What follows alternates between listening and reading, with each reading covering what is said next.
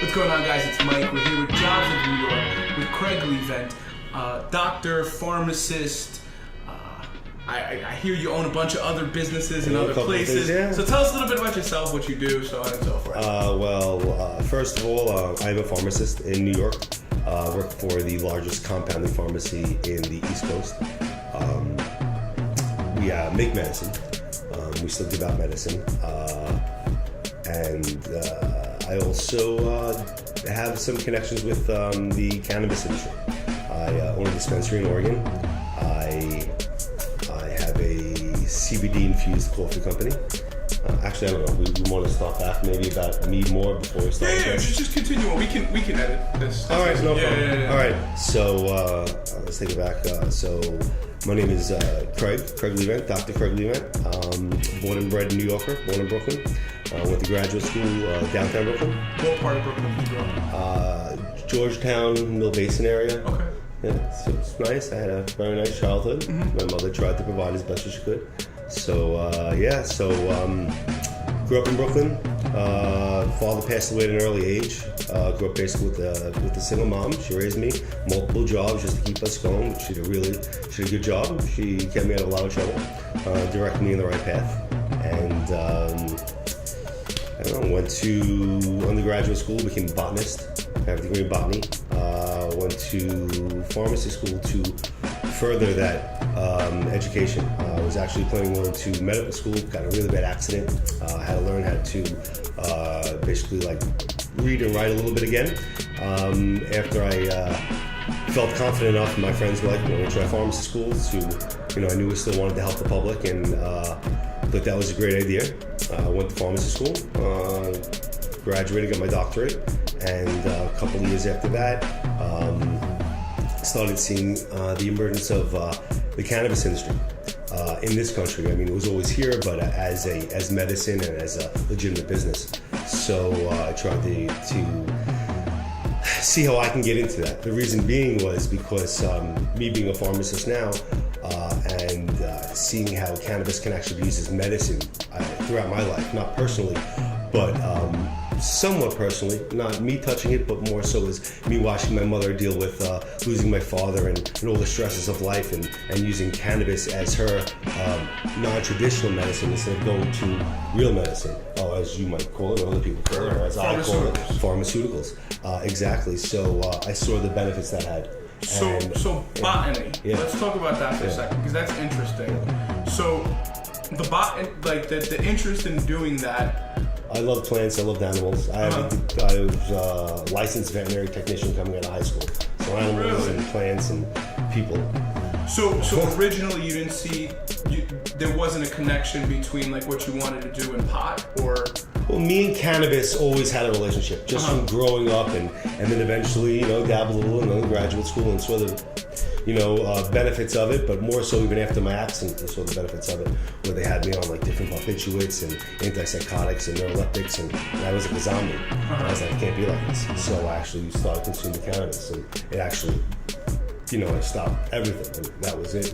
Headaches were going away with non-traditional cannabis medicine, and that's where I saw the benefits of cannabis. But I always loved science. Science was just a tool for me to get ahead of, to learn things. I still like learning, I'm constantly learning. So it was a natural progression. It was, I wanted to do marine biology, and when I got to undergraduate school and I started applying for other classes, it was more so like the fishing industry and how to bring boats in the harbor instead of freeing willing and swimming and flipping. Right. So that's what I wanted, and that really wasn't it. So I diverted my energy towards botany and still going. The ultimate goal was medical school, but got diverted with a nice little head injury, broke my nose, my orbital, ripped my eyelids off, cracked my skull. Oof. It's nice, yeah. Good job. But it was always about helping people. So tell me how you connected with Flower Power Coffee. What's your a little over, I guess, a year and a half ago. Mm-hmm. I was I'm in the cannabis sector, so I'm pretty. When you say that, what do you? I mean, what can you share? Okay, so I own a dispensary in Oregon. Okay. I speak at events pro-cannabis, New Jersey Minority Alliance. There are things that, just to get it out there, let people know that, cannabis isn't the devil's grass, or right. It's not.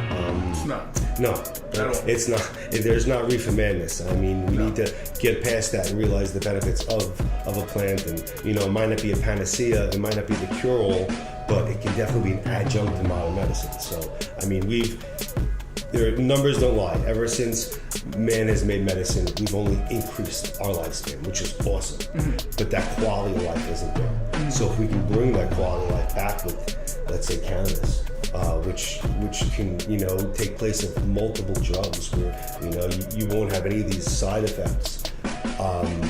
It's another option, and it should be an option. So you have the dispensary mm-hmm. in Oregon. Yep. You're talking at all these events. Yep. How do you connect with coffee? Okay, so I wanted to bring cannabinoids to the general population. And for those that don't know, cannabinoids are a term of different chemicals in cannabis that there's CBD, CBG, CBN, THC is a very popular one. That's the one that actually has a lot of psychoactive properties. That's the stuff. It's the one that gets you high. Exactly. Yeah. So that's cannabinoids. There are multiple. There are hundreds of them. Over 100 that have been categorized so far. But that's the term, cannabinoid. So CBD is a relatively non-psychoactive cannabinoid that is legal federally at a certain concentration of THC. You need to be below. So we don't even have any THC in our products. Mm-hmm. That's into our products. So I wanted a way to get cannabis into the general population, to have people being able to, help with some anxiety, some depression, some inflammation. Because you saw it as a safer alternative? Yeah, it's a safer alternative, and it's not in our diets, and it should be. I mean, cannabis is considered a superfood. The omega-3, 6, and 9s that are in cannabis, if you eat it raw, won't get you high. And it'll be, you'll have as much of these, omega fatty acids that you would have in fish. Mm-hmm. So it's from a plant. So, you have a lot less toxins, and that they're just some of the things that are from it. But so getting back to the company, I wanted to get cannabis into the population. Okay. And the easiest way I saw was coffee. Mm-hmm. 80% of the population plus drinks coffee. Mm-hmm. And you won't leave your house without your keys. I mean, you'll leave your house without your keys. You might forget to even, put the right socks on. You might forget to kiss your wife, but you're not going to get your coffee. No. So coffee's there. It's a staple in almost, everyone's house. Your phone's in one hand and your coffee's in the other. Exactly. So the idea of being able to actually incorporate coffee and cannabis with CBD was great, because not only do you get a lot of the benefits of the CBD, you're also taking away a lot of the side effects of coffee. So you're not going to get a lot of those jitters. You're not going to be you're going to be able to take that focus and actually use it instead of being all over. Why is that from a scientific So the CBD offsets some of that jitteriness from the caffeine. Okay. So they're kind of balancing out each other at lower levels. Higher levels, you might just experience some jitters, and you also have the counterbalancing with high doses. CBD can also cause tiredness. You might become a little tired. So that would be a weird feeling. But there's a very high doses of CBD, like hundreds of milligrams, and like 10 to 15 cups of coffee. Exactly. So that's way above even that. Right. So incorporating CBD and coffee, it just really went well together. Okay. And to be able to have, certain CBD formulas able to, at our hands, to be able to use to get that coffee and the CBD to work, really great. We're using a nanoparticularized isolate. So, what does that mean? It's really, really small, and it's actually water soluble. So it's actually dissolving as it's being brewed. It's not just standing or floating on top. You're not going to have an oily residue in your coffee. It's tasteless. So it really balances each other out. So you decide to get into the coffee business. Yeah. How does the industry respond? And like, did you have competitors at the time? Like, what have you? I mean, a year and a half. So yeah, so a year and a half ago, I saw this gentleman, Leighton Knowles, on. We had wonderful thing. We're gonna link it here. We had him on a 420 podcast a couple of times back. Great guy. Yeah, so I saw him writing about some events that he was doing and posting, and after one of his events, before the event we spoke a little, and then after the event I'm like, we need to do something together. And we brainstormed, and we just kept going back and forth, and came to the conclusion of this is the vehicle, this is the way we're going to go about it for now, and it just really, everything just formed right there, and it was really great, and we saw it happening.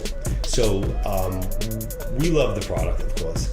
I love the product too. I mean, but delicious. the coffee itself, it's great stuff. Been roasted in Brooklyn for the last 70 years. I mean, it's a family-owned Italian roaster. I mean, the coffee has been on Seinfeld, Oprah, it's in Time Magazine, and served at a lot of really nice places in New York. Famous steakhouse in Brooklyn, if you can guess which one. I mean, you can put the two together. So the coffee's just great in general. So that was really it. And I'm gonna have to edit this because I forgot the question. Yeah, I forgot the question. What was that? Shit. Did you have any competitors? So Thanks. Yeah, like what did you see happening before and now? Okay, so I've with the competitors in the industry. So I've been in the industry, like I said, I've been trying to use cannabis as medicine for like the last 8 years through pharmacy and also out west. I've been to a couple of these large lectures and symposiums, and the industry has been changing. It's went from people doing yoga and meditating in the aisles to people now in business suits and large corporations actually at these events with large companies there with industrial chillers and all different lighting formats. Like you're just watching it evolve. So that's just the industry. It just keeps evolving, and big business is coming in, which is, I mean, it's good and bad, but they see it, and it's just really another commodity. That's what it is to them. Right. So it'll be another gold rush. Well, I mean, green rush. So it's happening. I mean, it's happening in front of our eyes. But so with our competitors or just the industry in general, so we brought this product out about a year and a half ago, and it great reviews, very receptive. People are like, wow, why didn't I think of this? This is brilliant. Those were, some of the things, some people are like, just, it's some snake oil, and then until they tried it, and then they realized, wow, it was great. We started bringing the coffee out to these large events, these cannabis events. So these people would be at the event for 5-6 hours a day. They'd go up and down the aisles on hard concrete floors, and the feet would usually hurt. We'd have, try a cup of coffee, come back in a half hour, tell us how you feel. They were focused, they were walking, didn't realize feet didn't hurt. So just the anecdotal evidence from just those events we were doing was great. And then it was very receptive. People were like, wow, this is a great product. That's what we wanted. So it's just building on people's... So I see that I'm sorry to interject. I see that you guys have gone from coffee to now a variety of different products that you infuse with CBD. Are you seeing at large that this infusion of things is continuing to expand the breadth of where you're finding CBD in marijuana? 100%. Cannabis being infused, it's probably going to be in every product that we consume in the future. If not THC products in states that are legal, it's definitely going to be some CBD or even other cannabinoids we're not even thinking about now. Different levels where we're able to actually use them and get some more scientific study. Not that there aren't scientific studies on them, they say there aren't, but there's over 2,000 articles in PubMed on cannabis. Well, I mean, our own government admits that marijuana kills cancer on cancer.gov. Well, yes, when it's injected right into the cell, it can. But I mean, we need to actually prove it on the large scale, and I'm all for it. I mean, the Spanish have had studies for 20 years. I mean, Asians and Chinese have been using it for thousands of years. Right. I mean, and it's the Indians, you could trace it back to. There's still cultures in India that cannabis is the way of life. So where do you see things going in New York? Okay, so in New York, I see things rapidly expanding. Most likely, within the next 3 to 5 years, we'll probably have either an expanded medical or a recreational market, if not happening or taking place. You have to realize there's a whole country to our north. In a month and a half, October 17th, they're going recreational. And they're the first and only North American country. I mean, we have Uruguay that has recreational cannabis, but I mean, this is a English speaking, not that I'm just saying that putting people's perspective. You know, it's regardless. This is maybe we want to edit it out. This is It's very similar to America. This is basically a country that 90% of their population lives within 10 miles of our borders. Right. So we need to realize that, and as a country, and not just as a state, that I mean, there's going to be a lot of passing back and forth, and if we were able to circumvent that by having our own legal testing system. I mean, that's the most important thing is testing, because I mean, cannabis is great for people and people love it, but if you're not getting a tested product, if you're getting it from some guy who's growing it, in Colorado somewhere, and using any pesticide he can just to get this product out, it's not so safe. So that's a very important thing, and we need to realize that. So you think 3 to 5 years in New York? Well, Jersey should be within the next 2, and the discussion will be probably there within the next 3 to 5. I mean, Cuomo is being pushed towards it, which is great. So is de Blasio by his wife. Well, yeah, I mean, we can go with de Blasio. I mean, they were told not to give tickets anymore in New York, which is a wonderful thing. But I mean, there is a large push towards it. Do you think by that and what we're talking about, for those of you that may not be unsure, is the mayor of New York recently came out and told the NYPD to stop arresting people for smoking marijuana in public as long as you're not driving a car or have any warrants or something like that. Do you think that in itself, like obviously we can all look at the statistics of society's views opening more up to marijuana, but do you think the fact that now people can smoke outside without worrying about getting arrested is changing other people's opinions about marijuana? I think cannabis being in the news and being spoken about is the real driving force behind it. Knowledge is power, and when we can get the evidence behind cannabis that it is safer than smoking tobacco or drinking alcohol, and the side effects are so minimal, and these things are, I think, are pushing society's views, as well as governmental moves such as de Blasio, and I mean, hopefully that's going to really help and opens people's minds, because our minds were closed off, and they were closed off by our government. That's who closed it off. It was big business that closed it off. It was the paper industry, the oil industry, the textile industry. It was right, because hemp was a major threat to all of those. Every single industry. I mean, it was Henry Ford built the hemp car. His diesel fuel was out of cannabis. I mean, there was a lot of stuff that could have been utilized. Imagine with this large explosion in modern medicine, if we had cannabis there along the way to see what else we could have found. I mean, it's just crazy what we've had all these large technological advancements, and I mean, we've forgotten this, this product that we've evolved with. We have an endocannabinoid system. We have literally a whole neurotransmitting system in our body that just transmits cannabinoids. We have endocannabinoids that are in our body, like anandamide and 2-AG, and then we have the phytocannabinoids like CBD, THC, CBG, CBN, which CBN is great also for sleeping.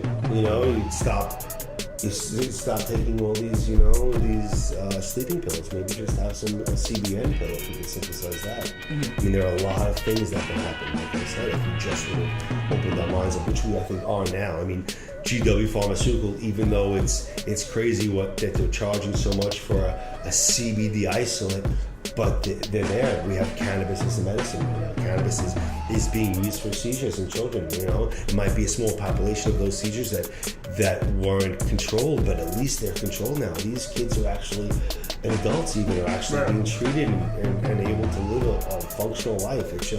It's mind-boggling. So if you can see that, and you see in front of your eyes, with Alzheimer's patients and Parkinson's patients, we have no treatments for those diseases. None. So why not try? They say that cannabis is a more potent acetylcholinesterase inhibitor. That's what we use to treat Alzheimer's disease than some of the drugs that are out there now. Yeah. So it's just mind-boggling. So, but I also think that, like I said, big business can't grip their hands around it yet. So that's I think personally, I think that's why it's been so long for this to happen. Yeah. I think it's always been a threat to the medicinal. The pharmaceutical industry. It's the pipeline of money. Right. I mean, I'm a pharmacist. I can't listen. Modern medicine is amazing. Mm-hmm. It really is. But to have another tool in our medicine chest is right. Yeah. So, what are you excited about right now, especially around this? The future. Just the topics, the states realizing that medical, just having it as a medical system in that state, just seeing these states turning. More than half the country has a medical program right now, which is just amazing.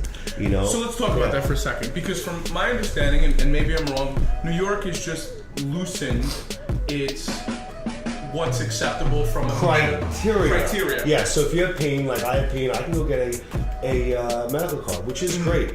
But New York is also a smoke-free state, which we have to realize. So they're not selling you flour. No flour. They're selling you oils or pills or something of that. And the edibles aren't even available yet, even though a pill is technically edible. So it's just an oil cartridge, kind of like the nicotine things you see. There's no nicotine in it, but it's an oil cartridge. So it's heated up through an electronic element. And through a vape pen. A vape, exactly. Exactly. 100. Yeah. So why do you?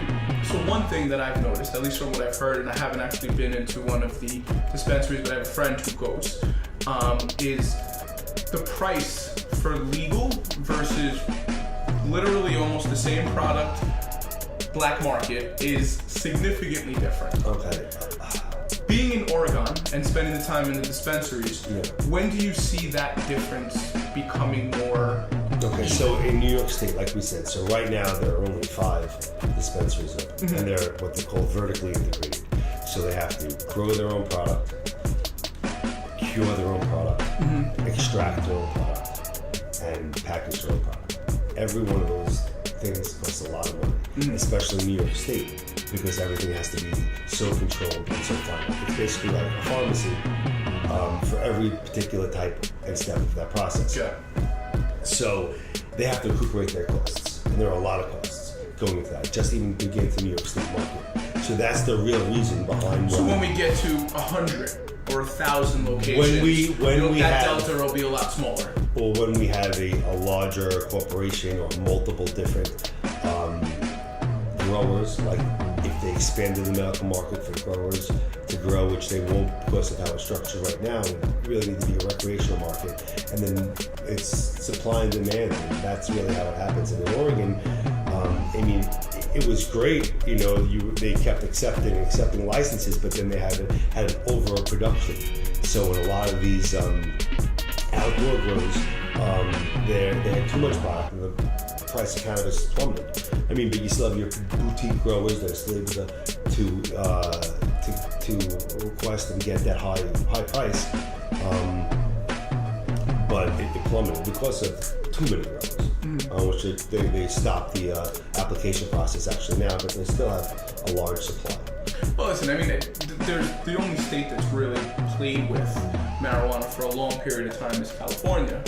As a country, we're still very wet behind the ears when it comes to marijuana, medicinally, recreationally, and then spin-offs of which I would consider more CBD in that derivative category.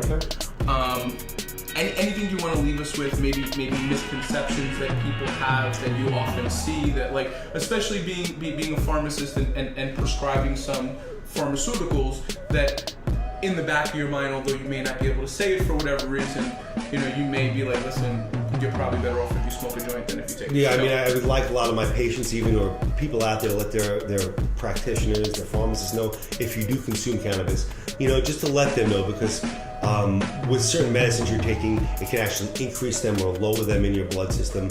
So that's just one thing. And also, cannabis isn't the entrance drug. It's the exit drug. I mean, it helps people get off tobacco, opiates, other pharmaceuticals. So that's one of the major things I really want people to realize, and just to open their minds that even if it might not be right for you, it might be right for a family member or a friend that's going through something. So just keeping your mind open and just doing the work. And if you're a naysayer, maybe just read a little bit, see, you know, if there are things there that maybe that'll, you know, open your mind that you didn't know about. But that's really it. Cool. Well, listen, I appreciate you taking the time. This is awesome, really. Thank you so much. No problem. Have a great day. Awesome. Cool. So let me ask you. Yeah.